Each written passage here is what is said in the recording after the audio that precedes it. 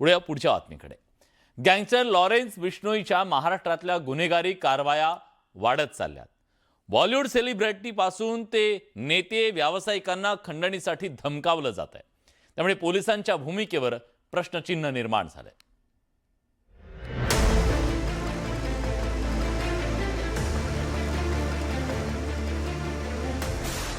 बिश्नोई टोळीचं खंडणी सत्र थांबेना, ठाण्यातल्या व्यावसायिकाला धमकी।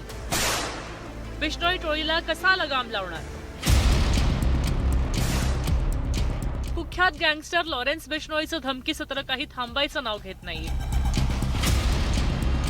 मुंबई आणि लगतच्या उपनगरातल्या व्यावसायिकांना या टोळीकडनं खंडणीसाठी धमकावलं जातंय।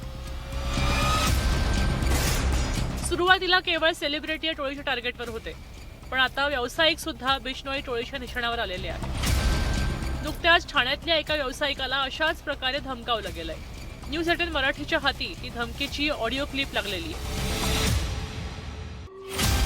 मैं बिश्नोई ग्रुप से बात कर रहा हूँ, 10 करोड़ भेज दे, यदि नहीं भेजा तो मरने के लिए तैयार रहो, और तुम रिकॉर्ड कर रहे हो तो रिकॉर्ड कर लो या पुलिस को जाके बता दो, मेरा एन्काउंटर पक्का है, अशी धमकी बिश्नोईच्या हस्तकानं दिली आहे।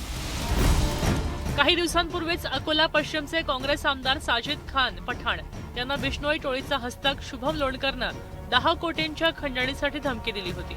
मुझे 17 तारीख को फोन आया 3:30 बजे, जब मैं मेरे घर में खाना खा रहा था, तब अचानक फ़ोन आता है और एक आवाज़ आती है कि मैं लॉरेंस बिश्नोई गैंग से शुभम लोनकर बोल रहा हूँ, अगर पता करना है तो गूगल पे पता कर लो मैं कौन हूँ।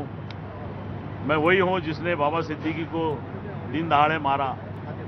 अगर तुमने 10 करोड़ रुपए मुझे नहीं दिया तो मैं तुमको वही हाल करूँगा जो बाबा सिद्दीकी का किया। वो मुझे बात समझने को तैयार नहीं। उसके बाद में 2 कॉल आए, मुझे जान से मारने की धमकी दी, मेरे परिवार को मारने की धमकी दी।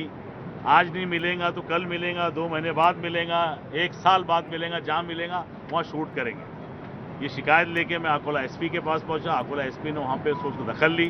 मैं अकोला एसपी का भी धन्यवाद करता हूँ कि उन्होंने मुझे उस बुंदे से सुरक्षा मेरी प्रदान की। पण ही धमकी आली 10 कोटीची, ही मात्र आपण गांभीर्याने घेतली पाहिजेत आणि साजिद खान पठाण यांना झेड सुरक्षा किमान दिली पाहिजेत। कारण त्यांना ते असंही म्हणतात, तू किती तर पोलिसांना कळवशील तर किती दिवस सुरक्षित राहशील, तू 1 महिन्यानं 2 महिन्यांनी 6 महिन्यांनी तुला मारल्याशिवाय आम्ही सोडणार नाही, अशा प्रकारचे त्या ऑडिओ क्लिपमध्ये स्पष्टपणे म्हटलेलं आहे।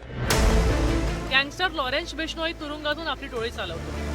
केवळ भारतातच नाही तर परदेशात सुद्धा या टोळीचे हस्तक सक्रिय आहे। आपल्या हस्तकांमार्फत लॉरेन्स गुन्हेगारी कारवाया करतो। बिश्नोई टोळीनं आधी अभिनेता सलमान खानला टार्गेट केलं होतं, त्याच्या घरावर गोळीबार केला होता।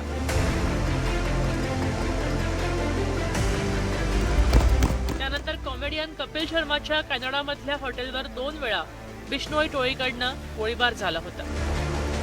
काही दिवसांपूर्वी दिग्दर्शक रोहित शेट्टीच्या घरावर सुद्धा गोळ्या झाडल्या होत्या। आता या टोळीनं मुंबई आणि लगतच्या व्यावसायिकांकडे आपला मोर्चा वळवलाय। बिश्नोई टोळीला लगाम लावण्याचं आव्हान पोलिसांसमोर उभं ठाकलेलं आहे। अजित मांढरे, न्यूज 18 मराठी।